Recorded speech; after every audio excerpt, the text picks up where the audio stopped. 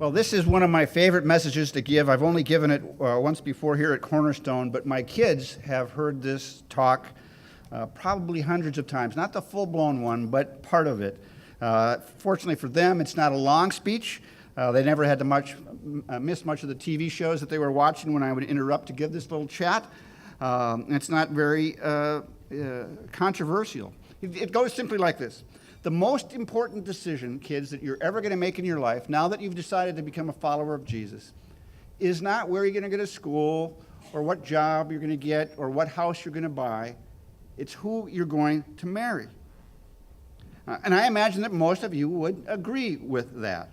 Like me, you have seen good friends and family members whose lives have been made miserable because not because they were in the wrong profession or because they bought a house that they shouldn't have gotten into, but because they married a person that wasn't a good fit for them. Now, we might all agree that picking the right marriage partner is a supremely important decision, but the more difficult decision then is this, or the discussion is this. How do I know who the right person is? How do you discover that? What we would like, of course, is for God to just tell us. We wish we could open up our email one day or get a text on our phone one day with a message from God telling us who our lifetime partner should be.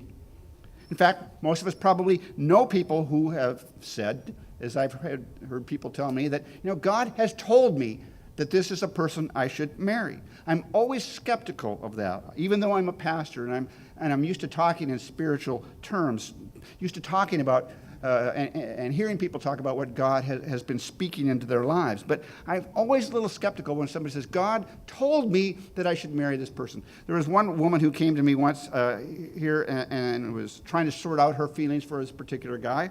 The guy claimed to her that God had told him that he should marry this particular woman.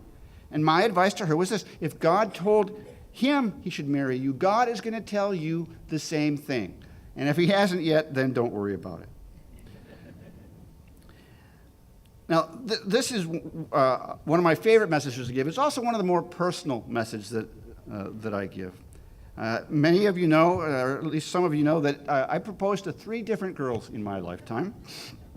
The first 2 said no, by the way. When I proposed to them, and I want you to know, when I proposed to them, I was not just sort of testing out the waters. I wasn't just kind of casting the bait out there to see, would anybody marry me? I didn't propose to something of a lark. I spent many hours and days and weeks wrestling with the decision whether or not I should propose to these girls. I sought God. I did what I thought was the right way of figuring this out. And I still got it wrong. Sincerely wrong. Fortunately, I eventually got it right. And Brenda and I have been married now for almost 35 years. It'll be 35 years in July. And we're thinking that we're going to last a little bit longer. In fact, we talked about the fact if I live as long as my mom, we would be married, and we stay married the whole time, that would be 70 years. So that's what we're shooting for. After that, I don't know. But at least for the first 70, we're going to stay together. Now, in addition to my own experience through this whole proposal thing and trying to figure out the right person, I've had the opportunity as a pastor to be involved in premarital counseling for over 200 couples. Twice I told couples that I couldn't marry them, that I was convinced that they weren't right for each other, they shouldn't get married. Both of those couples eventually agreed with me and called off their engagement. There have been other couples that I've had my doubts about, but I've married them anyway. Some of them, I should have tried harder to stop, frankly. One marriage lasted 1 month. But others I've had doubts about have turned out just famously. And by the grace of God, most of the couples, most of the ones I've kept track of through the years that I've married are still married today. Now, here's sort of where I'm coming from this morning. I cannot offer you any guarantees when it comes to picking the right partner. I think I know a lot about this topic. I think my instincts are a whole lot better than they were many years ago when I first proposed to a girl named Jane who had the good sense to tell me no. But I can't give you 5 steps to follow that will guarantee that this person will be absolutely the right person, without a doubt. So with that caveat, let me share with you what I've learned about this topic, what the Bible tells us about this topic, and see if we can figure out how to make one of the most important decisions you're going to make in your life. Now, let me start by making this point very loud and clear. This is very important. If you are single, you need to hear this. And if you have single friends, you need to hear this. Single is not second class. Now, it may be that none of you think of singleness in those terms, but I know there are too many of us, even though we're very well-meaning, who sort of have that in the back of our mind, that if a person is single past a certain age, that there's got to be something wrong with that person. Most of us don't say that out loud, of course. We leave it to great-grandma to say it, because great-grandma can get away with saying pretty much whatever she wants to. And so she will say, at the family dinner sometime, "Why are you still single, dear? Why don't you have a boyfriend?" Now, in one way, I want you to know, if you hear that question from some of us, we're very sincere. We don't mean anything mean by it. Most of us think of it as a compliment when we say that, as a matter of fact. We're thinking, any guy would be lucky to marry you, and we're just baffled by the fact that you're not married yet. But think for a minute about the underlying assumption we're making when we say something like that, when we say, well, "Why aren't you married yet?"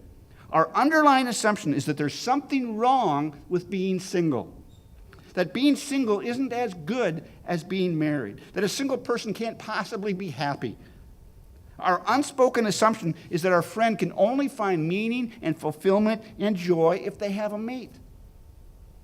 Did you know that here in Silicon Valley, over half of all adults are single? And while I love being married, and I think marriage is a terrific experience, the truth is that a person can be single and still be completely happy and wholly fulfilled. Yes, single people need relationships. We all need relationships. We all need to have close friends who will love us and who will support us. God didn't intend for any of us to live life alone.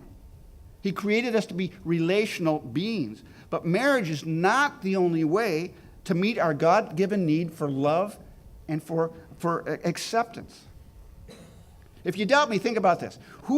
What person do we consider to be the most fulfilled, self-actualized person in all of history? That's Jesus, isn't it?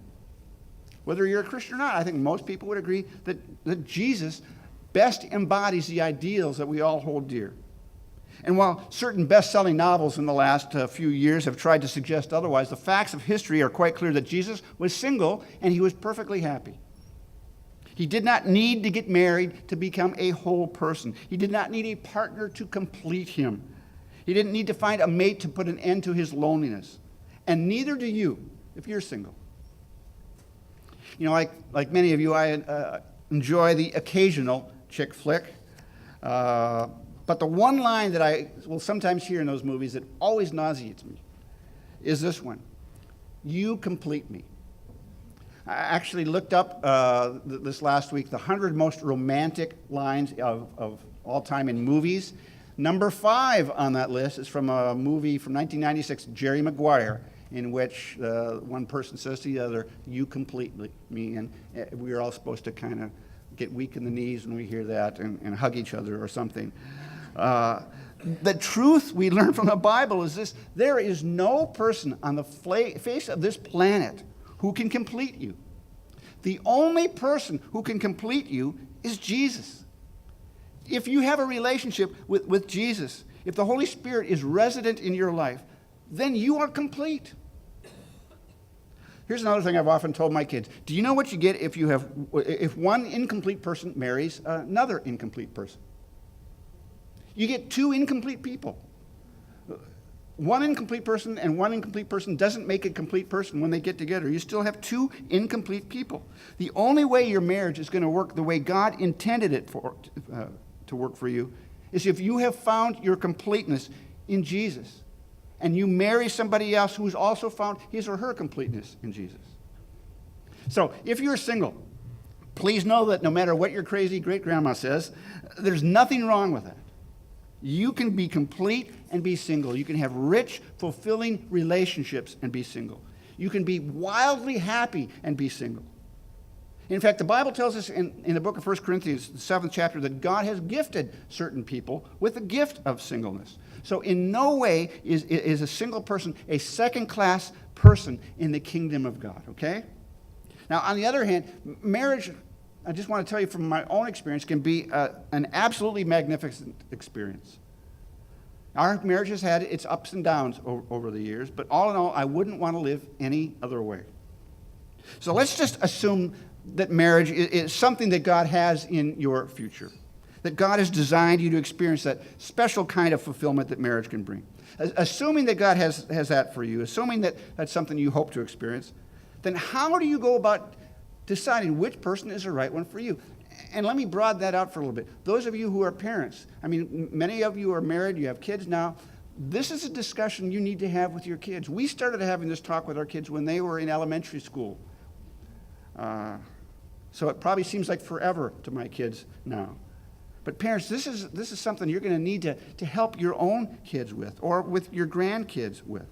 How can you help them to know if they're in love as opposed to simply being infatuated? How do you help them make a mature choice when it comes to this huge life decision, a decision that's going to impact the rest of their lives? Now, as I mentioned, because this is really such an important topic, I've spent a lot of time studying this and reading books and listening to podcasts and interviewing people. But when it comes to words on a page, I realized that what I most wanted to share with you this morning was from my own experience. I needed to make this as personal as possible. What this meant was that I had to go back and sort of relive some experiences that I would rather forget. It's really not fun to go back and think, oh yeah, I remember that Christmas Eve when I proposed and she said no. But I learned a lot from that, and so that's what I'm hoping to pass along a little bit this morning. The first girl I proposed to, her name was Jane. And as I've thought back over why in the world I proposed to a girl who, in retrospect, was clearly all wrong for me, although she was a terrific, terrific person, I've realized that I focused on 4 factors. And these are sort of the questions that we typically ask, I think, when we're trying to decide, hey, is this the person I should marry? First, am I attracted to her face? Does she have a good figure? Is she a fun person? And does she give me pleasant feelings? Face, figure, fun, and feelings. Those were pretty much the 4 factors that I decided were the most important. Now, in truth, I was more infatuated with Jane than I was in love with her. But before you write me off as a completely shallow person, I want you to think through this with me. I actually think those are 4 important factors. I think if you're going to marry somebody, you should be attracted to them. You should enjoy looking at them. My first job as a pastor was at Willow Glen Baptist Church here in San Jose. It's now called Dwell Christian Church. And our senior pastor, a man who had been married for 45 years at the time, Bernie was his name. And so he was giving me some advice, and he told me a joke as his way of giving me some very pointed advice. Very godly man, but here was his story. He said there was this man who was trying to decide between 2 girls. The first girl was very beautiful but had no real talents. The second girl was, in Bernie's terms, telling the joke, sort of homely. But she had a beautiful singing voice. Well, the man was going to be a pastor himself, so he thought that it would probably be best for him to marry the girl who had the singing voice so that she could lead in the church in worship. So that's what he decided to do. Then one day, a few years into the marriage, the man sat up in bed and just kind of looked over at his wife. She noticed that he was looking at her, so she sat up and said, What are you thinking, honey? Man replied, "Sing, girl, sing."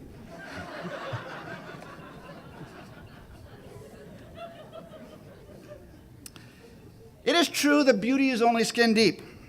If your only reason for marrying somebody is because they have an attractive face and a good figure, I would agree you're making a mistake. But if you're thinking of spending your life with another person, you better be attracted to them. You better enjoy looking into their eyes, because you're going to be looking into them every morning for the next 50, 60, 70 years. I was attracted to Jane's face. I thought she had a good figure. She was a fun person. She gave me pleasant feelings. All those so-called chemistry factors were in place. But our marriage would have been a disaster, and I've thanked God many times for giving her the good sense to tell me no. So I've learned to look at 4 other factors, to ask myself 4 more questions in choosing the person to commit my life to. First one is this. In addition to asking if I'm attracted to her face, I learned to ask myself, am I attracted to her faith? And that's what Brad and Jessica were talking about just a few minutes ago. The Bible puts it like this in the book of Proverbs. Charm is deceptive. Beauty is fleeting. But a woman who fears the Lord is to be praised.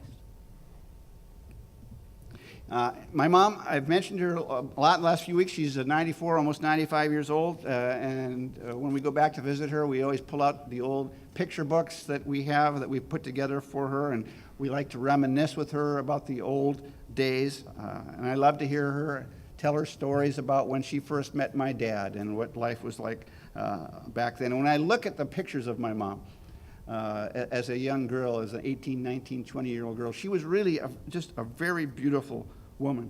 And I can see why my dad pursued her, and I know many other guys did as well. My mom now is almost 95. She looks completely different than she did then. But my mom is still a very attractive woman because of her faith. I mean, my mom still fears the Lord. I was talking to her the other day, and she's with her, the dementia is really kicked in, and I was asking her how she was doing, and she was telling me, I'm so tired because the last few days I have been leading, I've been preaching sermons through Minneapolis and St. Paul, and sharing my testimony, and we've just had such good meetings. And that's the sort of thing that she did with my grandfather, who was a church planner back in the day. And still in her mind, that's what she's doing. She's still serving the Lord. That's the kind of faith she has. Those are her values. When you marry somebody, more than anything else, you need to be attracted to their faith. The Bible, by the way, is very unbending on this issue. If you are a Christian, you need to marry a person who shares your faith.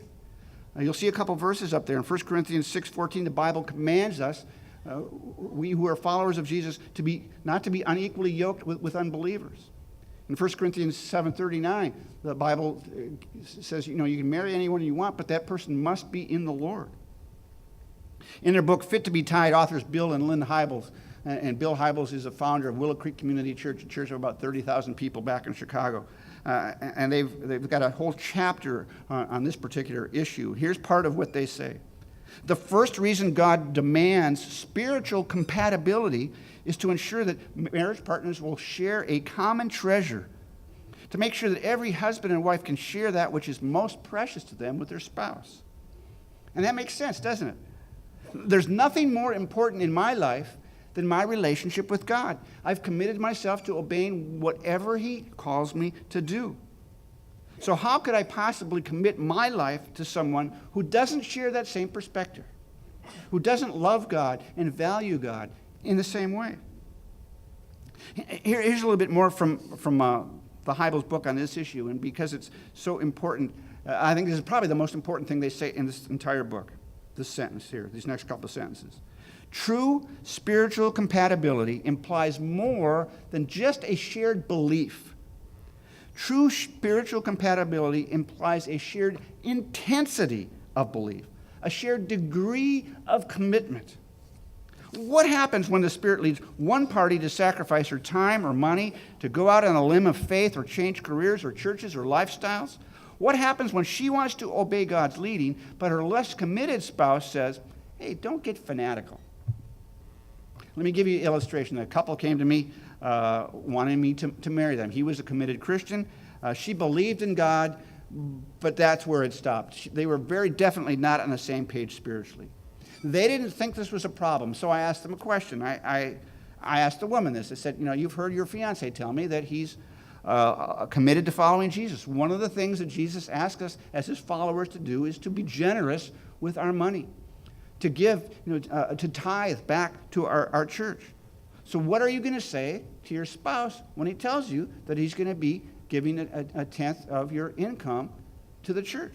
And her response was very honest. She said, I'll tell him that he can give his money to God but he's not giving my money to go. And that couple eventually decided, you know what? We aren't a good fit for each other. Now, in addition to asking, am I attracted to her faith, the next thing we need to ask, in addition to the does she have a good figure sort of thing, is she a good friend? Is he a good friend? The second girl I proposed to, there was some years in between this, by the way. I didn't just go from one person to another saying, hey, what are you doing the rest of your life? Her name was Kim. And Kim had a very strong faith. A deeply committed follower of Jesus, and I was very attracted by that. I also noticed that Kim, in addition to having a good figure, was a good friend. And by that I mean a couple things. One, I noticed that she had a lot of people who thought of her as their best friend. She loved people, people loved her. She was genuinely interested in people. Life was not all about what she was interested in, what she wanted to do. Life for Kim was about other people. So she was a very good friend, somebody who made friends quite easily. And if you're going to marry somebody, I urge you to consider whether or not your potential spouse is a good friend. Don't marry somebody who cares more about possessions than people. Find somebody who has a heart for others. And part of asking if this guy or this girl is a good friend is asking whether that person is a good friend to you.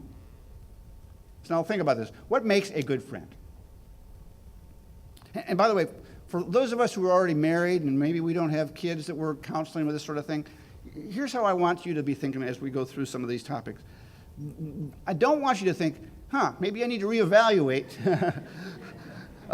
whether I picked the right partner. But ask yourself this, am I this kind of a person? Is my partner, should my partner be attracted to my faith? Am I a good friend to my partner? So what makes a good friend? A friend is interested in your interest. A friend listens to the things you have to say. A friend enjoys being with you. A friend is loyal. A friend is forgiving. A friend is encouraging. A friend speaks the hard truth to you, right? In deciding to marry somebody, you need to marry somebody who is your best friend. Jane and I were not best friends. Kim was a really good friend, but in retrospect, I realized she was a better friend to other people than she was to me. She was a good friend, she was kind and encouraging, but we weren't best friends. And that should have been much more obvious to me than it was. Now here's another factor. In addition to asking, is she a fun person, is he a fun person, you need to ask, is he or she a fulfilled person? Fun is important, by the way. You need to be able to play basketball with each other. I'm not minimizing the fun factor in a marriage. You don't want to spend 50 or more years married to somebody who's boring. So ask the question, is this person fun for me to be with? But then ask yourself this question, is this person a fulfilled person? Here's what I mean by that. You remember when I asked, what do you get when you match one incomplete person with another incomplete person? You get two incomplete people. So don't marry an incomplete person, a person who is unfulfilled and unhappy. Don't marry somebody who is expecting you to complete them and to fulfill them, because you can't do it. And when they finally discover that you can't do it, they will turn on you and they will blame you for making them unhappy. What you need to find is a person who, apart from you, has discovered how to live a fulfilling, meaningful, rewarding life. Here's something I've told my kids from time to time. I've told them, if you want life to really work for you, if you want to be happy, if you want to be fulfilled, then you can't spend all your time simply making a living. Making a living is important. Being able to pay the bills is a good thing. But if your entire focus is on making a living, you're never going to be fulfilled. Instead, you need to focus on making a difference, not just making a living. People who spend more energy making a difference than making a living are fulfilled people. That's what you need to look for in a mate. Somebody who is a fulfilled person. Somebody who has learned to find fulfillment in making a difference. You need to find someone who doesn't need you to fulfill them or to complete them. It's very flattering, by the way, when somebody tells you, you complete me. I know I can be kind of a loser in this whole romance thing, but I want you to know there was actually a girl who proposed to me. Her name was Mary Beth, and she was a beautiful girl, a brilliant girl, a woman of great faith. She went on to become a PhD. But she was, at that particular time, not a fulfilled person. And she made it clear that she expected me to fulfill and complete her. And while I may not have been the smartest guy at the time in all this proposal stuff, I knew this was a recipe for disaster. And so I said no. So in addition to asking, hey, is this a fun person? Ask the question, is this a fulfilled person? Last criteria. In addition to asking, does she or he give me pleasant feelings, you need to ask, do our priorities and do our plans fit? Feelings are important. I'm not trying to diminish the importance of chemistry. There's got to be that. But you also need to ask, are we a good fit? Now, it's my experience that most of us who are involved in a relationship are actually not very good at answering this question. We're too close to the situation. We're blinded by our hormones and by our hopes. If you want to know if you and your potential partner are a good fit, the best thing that you can do is to ask for the counsel of your friends and your family. Proverbs puts it like this: plans fail for lack of counsel, but with many advisors they succeed. When I do premarital counseling, one of the questions that I ask early on is this. What do your friends think about your relationship? What does your family think about your engagement? If they tell me that some are for it and some are against it, that's sort of a red flag for me. It's not a deal killer because it's very possible that there's somebody out there who, for whatever sour grape sort of reason, just doesn't want this to work. But it's something to think about. Frankly, our friends and our family, the people who know us well, the people who love us dearly, are usually pretty accurate when it comes to telling us whether or not this person is a good fit for us. This is a thing that I did that was really wrong. When I proposed to Jane, when I proposed to Kim, I didn't ask my friends what they thought. And I didn't very consciously, because I was pretty sure they were going to tell me, Craig, what are you thinking? I was quite sure they would have told me that this was not a good idea, and I didn't want to hear it. That was a mistake, and I hope you don't make it. By the way, let me tell you about the girl I did marry. I am very attracted to her face. I love to look at my wife. I never asked her to sing. We have fun together. She gives me pleasant feelings. I still get excited every time I see her, even after 34 years. But there's much more than that. Yes, I'm attracted to her face, but I am so much more attracted to her faith. Driving back yesterday from UCLA, driving on Highway 5, you know how fun that can be. And Brenda and I were talking, and most of the time she was just talking about matters of faith, things that are so important to her. And it just, it made her so attractive to me. She is a woman who fears God and who's deeply passionate about following God herself. Yes, she's got a good figure, but she's also a very good friend. She's a good friend to people in church, to people in Starbucks, to people at the gym. Give her 5 minutes, she'll be friends with the checkout person at Kohl's. And while some of you think she's your best friend, I want you to know she's mine. Yes, she's a fun person, but more importantly, she is a fulfilled person. She and I both learned a long time ago that making a difference is far more fulfilling than just making a living. She chooses to need me just the way I choose to need her, but she doesn't need me to complete her because she's found her completeness in Jesus. And while it's true that she arouses very pleasant feelings in me, more importantly, our priorities and our plans fit. I never fit in that way with anybody else before I met Brenda.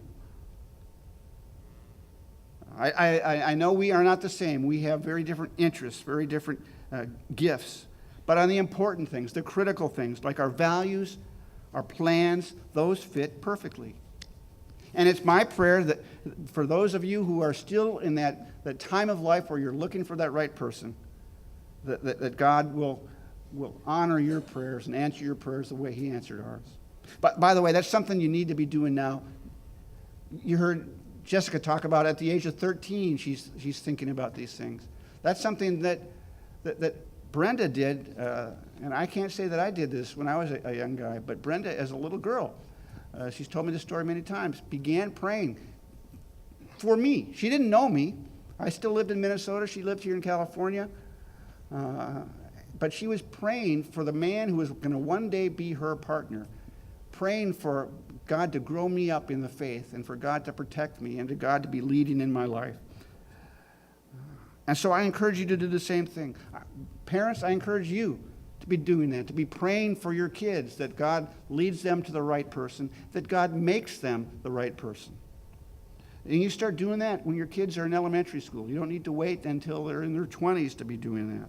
It's never too early to start praying for that person that you're going to spend your life with. And so let's spend a little time doing that right now. Would you stand with me as we pray? The band's going to come and lead us in one last song. Let's take a moment to pray about this. God, we who are married, we want to say thank you, first of all. Thank you for our partners, for the way they bring us such joy and they are so supportive. Thank you that they are our friends, that they love us as we are. They love us too much to leave us this way, God, that they encourage us to keep growing. God, thank you for the great relationship we have with them. And then, Lord, for those in our church family who are still in that situation, where that's something that's in the future for them, God, I pray that you give them patience. I pray that they would discover their completeness in you. I pray that they would find fulfillment in their lives and great joy. And then, God, at just the right time, we did pray that you would lead them to that person, if you have that in mind for them, that they can partner up with to experience all that you have for us as married couples. And then, God, for those who've been married before, those I know, people in my own family in this situation who have gone through divorce or who have lost a partner to illness. God, I pray that you would be satisfying their need for a relationship and for love. If you have another person for them in the future, God, I pray that you'd help them to be patient until that time comes. God, thank you that we can find our completeness in you. Thank you that you love us and that you provide a church family that will love us. And God, I just pray that we'd be able to experience that here in Cornerstone in a great way. We love you, Lord Jesus, and we pray these things in your name.